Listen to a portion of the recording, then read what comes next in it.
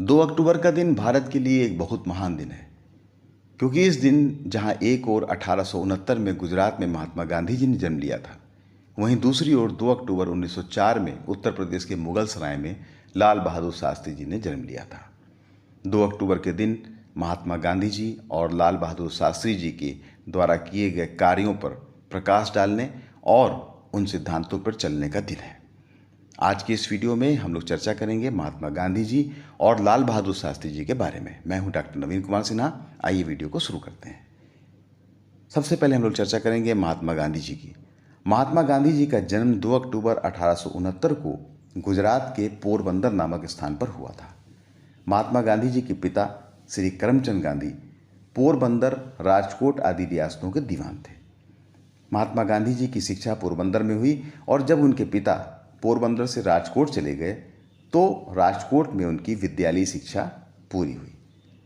महात्मा गांधी जी के विद्यार्थी काल में ही उनकी चारित्रिक दृढ़ता, नैतिक आस्था और सत्यनिष्ठा का परिचय लोगों को हुआ। महात्मा गांधी जी का विवाह 12 वर्ष की अल्पायु में, जब वो हाई स्कूल में थे, कस्तूरबा जी के साथ हुआ था। माध्यमिक शिक्षा पूरी करने के बाद सन 1887 में वे बैरिस्टर की शिक्षा के लिए लंदन चले गए।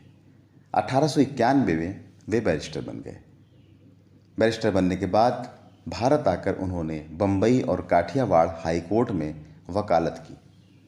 सन 1893 में दक्षिण अफ्रीका में व्यापार कर रहे एक व्यावसायिक प्रतिष्ठान दादा अब्दुल्ला एंड कंपनी की ओर से 105 पाउंड वार्षिक वेतन पर दक्षिण अफ्रीका की ओर से मुकदमा लड़ने का एक प्रस्ताव महात्मा गांधी जी को मिला और वो इस सिलसिले में दक्षिण अफ्रीका गए। दक्षिण अफ्रीका में प्रचलित रंग भेद की नीति और भारतीयों के साथ हो रहे अपमानजनक व्यवहार ने महात्मा गांधी जी को झकझोर दिया और उनको इस अन्याय के विरुद्ध संघर्ष करने के लिए प्रेरित किया। महात्मा गांधी जी को दक्षिण अफ्रीका में व्यक्तिगत अपमान भी झेलना पड़ा। ट्रांसवाल से पिटोरिया तक रेलगाड़ी की यात्रा के दौरान प्रथम श्रेणी का टिकट होने के बाद भी उन्हें इसमें यात्रा न करने के लिए बाध्य किया गया और मेरिसबर्ग स्टेशन पर धक्का देकर ट्रेन से उतार दिया गया। दक्षिण अफ्रीका में रहकर भारतीयों के साथ हो रहे अन्याय के विरुद्ध महात्मा गांधी जी ने संघर्ष करने का निश्चय किया। महात्मा गांधी जी ने सबसे पहले सत्याग्रह का प्रयोग दक्षिण अफ्रीका में किया। डरबन में फिनिक्स आश्रम की शुरुआत की और भारतीय समुदाय के समक्ष संयमित, अनुशासित, सादा और पवित्र जीवन का उदाहरण प्रस्तुत किया। दक्षिण अफ्रीका की गोरी सरकार को महात्मा गांधी जी के प्रयास से भेदभाव की नीतियों को रद्द करना पड़ा। सन 1914 में सत्याग्रह का सफल प्रयोग करने के बाद महात्मा गांधी जी भारत आए और भारत आकर उन्होंने अपना जीवन देश सेवा के प्रति समर्पित करने का निश्चय किया।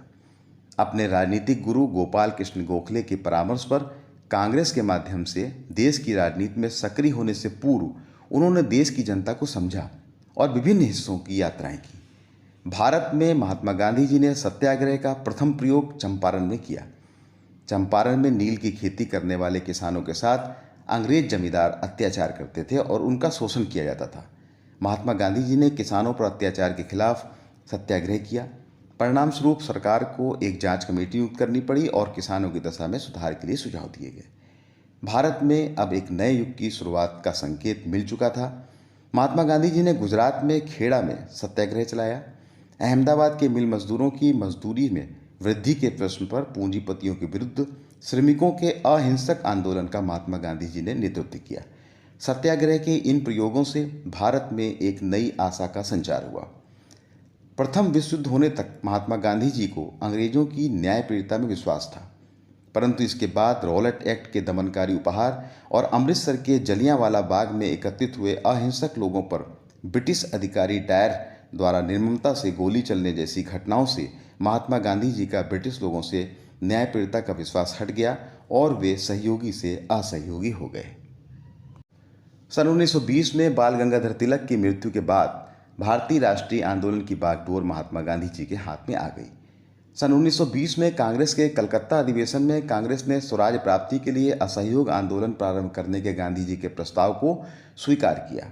असहयोग आंदोलन सत्य और अहिंसा की नैतिक शक्ति के आधार पर शासन की दमनकारी शक्ति को पराजित करने के अभियान का व्यापक प्रयोग था। सन 1922 में उत्तर प्रदेश में गोरखपुर जिले के चौरी चौरा स्थान पर आंदोलनकारी और पुलिस के मध्य संघर्ष हुआ और ये हिंसक संघर्ष महात्मा गांधी जी को असहयोग आंदोलन को वापस लेने के लिए बाध्य कर दिया। इस समय आंदोलन के कारण पूरे देश में बहुत उत्साह था। जनता ब्रिटिश सरकार के विरुद्ध संघर्ष के लिए उद्वेलित थी। कांग्रेस के बड़े बड़े नेताओं ने महात्मा गांधी जी द्वारा असहयोग आंदोलन को वापस लेने के फैसले का विरोध किया, पर गांधी जी की नैतिक तथ्यों के आगे उनको झुकना पड़ा। महात्मा गांधी जी आंदोलन की असफलता के बाद उन्होंने जनता से आग्रह किया और सक्रिय आंदोलन से पूर्व जनता को सामाजिक पुनर्जागरण के कार्य में जुटने के लिए आह्वान किया। महात्मा गांधी जी 1929 तक रचनात्मक आंदोलन में जुट गए। स्वदेशी और खादी का प्रयोग कर अर्थव्यवस्था को आत्मनिर्भर स्वरूप बनाने का उन्होंने संदेश दिया। अस्पृश्यता उन्मूलन, हिंदू मुस्लिम एकता, राष्ट्रीयता की भावना, सामाजिक संकीर्णता से मुक्त करके एक सुदृढ़ स्वरूप प्रदान करने की आवश्यकता पर बल दिया गया। सन 1930 में महात्मा गांधी जी ने सविनय अवज्ञा आंदोलन प्रारंभ किया और देश एक बार पुनः सक्रिय हुआ। 1931 में गांधी इरविन समझौता हुआ। महात्मा गांधी लंदन के गोलमेज सम्मेलन में कांग्रेस के प्रतिनिधि के रूप में सम्मिलित हुए, परंतु वह सफल नहीं हुआ। भारत आने पर महात्मा गांधी जी को गिरफ्तार कर लिया गया। जेल से छूटने के बाद महात्मा गांधी जी ने हरिजनों के हित में कार्य किया, खादी के प्रचार प्रसार, कुटीर और लघु उद्योगों के लिए कार्य किया। सन 1942 में महात्मा गांधी जी ने भारत छोड़ो आंदोलन की बागडोर संभाली और अंत में वो दिन आ ही गया 15 अगस्त 1947 जब भारत स्वतंत्र हुआ। 30 जनवरी 1948 को नाथूराम गोडसे की 3 गोलियों से सत्य और अहिंसा के महान सेनानी ने अपने नश्वर शरीर को त्याग दिया। उनकी मृत्यु पर वैज्ञानिक अल्बर्ट आइंस्टीन ने कहा था कि आगे आने वाली पीढ़ियां शायद ही ये विश्वास कर सकेंगी कि गांधी जैसा हाड़ मांस का पुतला कभी इस धरती पर पैदा हुआ था। जैसा कि हम जानते हैं कि प्रत्येक व्यक्ति के जीवन पर किसी न किसी का प्रभाव पड़ता है, उसी प्रकार महात्मा गांधी जी के जीवन पर भी उनकी माता पुतलीबाई, पिता श्री करमचंद जी, गीता, बौद्ध धर्म, जैन धर्म, ईसाइयत और टॉलस्टॉय की पुस्तक gospels in brief, what to do, the kingdom of God in within you, Ruskin की पुस्तक अनटू दिस लास्ट आदि का प्रभाव पड़ा था। ईसा के शिखर प्रवचन का महात्मा गांधी जी के जीवन पर निर्णायक प्रभाव पड़ा था।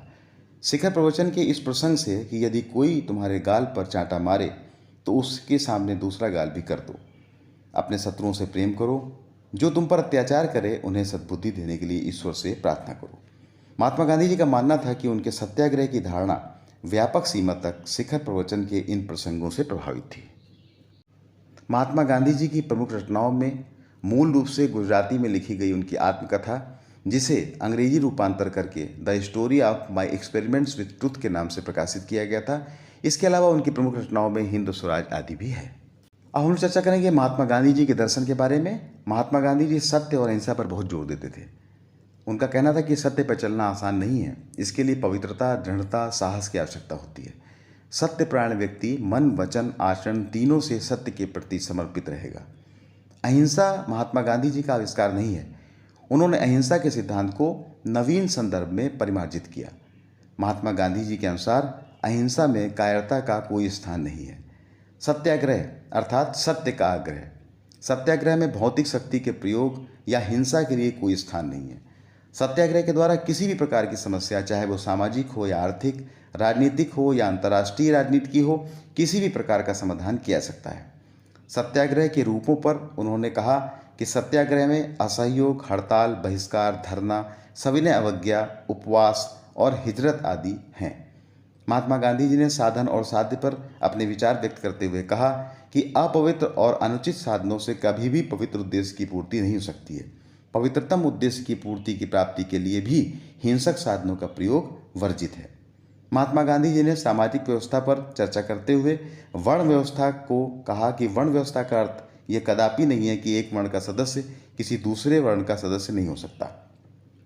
शिक्षा के महत्व को स्वीकारते हुए महात्मा गांधी जी ने शिक्षा को मानव के सर्वांगीण विकास का साधन बताया। महात्मा गांधी जी ने कहा कि अस्पृश्यता अनैतिक है और यह भारतीय समाज पर एक बदनुमा दाग है और मानवता के विरुद्ध एक अपराध है। अस्पृश्यता निवारण का कार्य केवल कानून निर्माण और सरकारी हस्तक्षेप से पूरा नहीं होगा। इसके लिए व्यापक सामाजिक जागृति और लोगों के हृदय परिवर्तन की आवश्यकता है। महात्मा गांधी जी ने स्त्रियों की समानता तथा अपने विषय में स्वयं निर्णय लेने के अधिकार पर बल दिया। उन्होंने कहा कि मेरे सपनों का स्वराज तब तक असंभव है जब तक कि भारत की स्त्रियां पुरुषों के कंधे से कंधा मिलाकर अपनी पूर्ण भूमिका नहीं निभाती। मैंने स्वराज्य को राम राज्य के रूप में परिभाषित किया है और राम राज्य की प्राप्ति तब तक नहीं हो सकती जब तक समाज में हजारों सीताएं न हों। महात्मा गांधी जी ने सती प्रथा का विरोध किया और इसे क्रूर, अमानवीय और अधर्मी माना। बाल विवाह और पर्दा प्रथा का विरोध किया गया। उन्होंने कहा कि अल्पायु में अपने बच्चों का विवाह करने वाले माता पिता वास्तव में उनके शत्रु हैं और वे उन्हें कमजोर और निर्भर बना देने के लिए उत्तरदायी हैं। धर्म पर विचार व्यक्त करते हुए महात्मा गांधी जी ने कहा कि धर्म का अर्थ है नैतिकता। विभिन्न धर्म तो एक लक्ष्य को प्राप्त करने के लिए विभिन्न मार्ग हैं। दूसरे धर्मों के प्रति सम्मान और सद्भाव एक शांतिमय सामाजिक व्यवस्था की पूर्व शर्त है। धर्म एक ऐसी शक्ति है जो समाज को एकता के सूत्र में बांध सकती है। महात्मा गांधी जी ने विकेंद्रित ग्राम स्वराज पर बल दिया। उनका मानना था कि राजनीतिक शक्ति के केंद्रीकरण को हिंसा के रूप में माना जा सकता है। विकेंद्रित राजनीतिक प्रणाली ही अहिंसा के आदर्श के अनुरूप सत्य है। आर्थिक स्थिति पर विचार व्यक्त करते हुए महात्मा गांधी जी ने स्वदेशी पर बल दिया। चरखा और खादी को स्वदेशी पर आधारित अर्थव्यवस्था के दो प्रभावशाली प्रतीक बताया। उन्होंने कहा कि ये दोनों भारत के हजारों गांवों में फैली गरीबी और बेरोजगारी की समस्या का समाधान कर सकते हैं। महात्मा गांधी जी समाज में वर्ग सहयोग के पक्षधर थे। गांधी जी पूंजीवाद की बुराइयों के प्रति सचेत थे और उसका उन्मूलन भी करना चाहते थे, किंतु वे पूंजीवाद से संघर्ष के लिए हिंसा या वर्ग द्वेष को उचित और प्रभावशाली नहीं मानते थे। सत्याग्रह पूंजीवादी वर्ग के शोषण के विरुद्ध हिंसक साधनों या वर्ग संघर्ष की तुलना में अधिक प्रभावशाली हो सकता है। तो इस प्रकार से हम लोग कह सकते हैं कि महात्मा गांधी जी का दर्शन राजनीतिक चिंतन का एक विलक्षण प्रयोग है। आइए हम लोग चर्चा करते हैं लाल बहादुर शास्त्री जी की। लाल बहादुर शास्त्री जी का जन्म 2 अक्टूबर 1904 को मुगलसराय में हुआ था। वो भारत के दूसरे प्रधानमंत्री थे। 1964 से 1966 के बीच जब वो प्रधानमंत्री थे तो उनका ये कार्यकाल अद्वितीय रहा। 1965 में उनके कार्यकाल में भारत पाकिस्तान युद्ध हुआ, जिसमें शास्त्री जी ने भारत को उत्तम नेतृत्व प्रदान किया। ताशकंद में पाकिस्तानी प्रधानमंत्री अयूब खान के साथ युद्ध समाप्ति करने के समझौते पर हस्ताक्षर करने के उपरांत 11 जनवरी 1966 की रात में लाल बहादुर शास्त्री जी की रहस्यमयी ढंग से मृत्यु हो गई। लाल बहादुर शास्त्री जी को मरणोपरांत भारत रत्न से सम्मानित किया गया। उनकी सादगी, देशभक्ति और ईमानदारी सदैव याद रखी जाएगी। सेना के जवानों और किसानों के महत्व को देखते हुए लाल बहादुर शास्त्री जी ने जय जवान और जय किसान का नारा दिया। लाल बहादुर शास्त्री जी ने अपनी शिक्षा विषम परिस्थितियों में प्राप्त की थी। कहा जाता है कि वो नदी तैर कर रोज स्कूल जाया करते थे, क्योंकि उस समय बहुत कम गांवों में स्कूल होते थे। पाकिस्तान से युद्ध के समय देश में अन्न की कमी हो गई थी और देश भुखमरी की कगार पर आ गया था। ऐसी स्थिति में लाल बहादुर शास्त्री जी ने अपना वेतन लेने से मना कर दिया और लोगों से हफ्ते में एक दिन व्रत रहने का आह्वान किया। तो इस प्रकार से लाल बहादुर शास्त्री जी का भारत के लिए किया गया योगदान हमेशा याद रखा जाएगा। तो इस प्रकार हमने देखा कि आज 2 अक्टूबर का दिन भारत के लिए कितना महान है। आज का दिन हम लोगों के लिए महात्मा गांधी जी और लाल बहादुर शास्त्री जी द्वारा दिखाए गए रास्ते, उनके सिद्धांतों पर चलने के लिए संकल्प लेने का दिन है। अंत में हम ये कह सकते हैं कि आज है 2 अक्टूबर का दिन। आज का दिन है बहुत महान। आज के दिन 2 फूल खिले जिनसे महका हिंदुस्तान। तो इसी के साथ वीडियो को समाप्त करने की अनुमति दीजिए। वीडियो देखने के लिए आपने समय दिया, इसके लिए आपका बहुत बहुत धन्यवाद। थैंक यू, धन्यवाद, जय हिंद।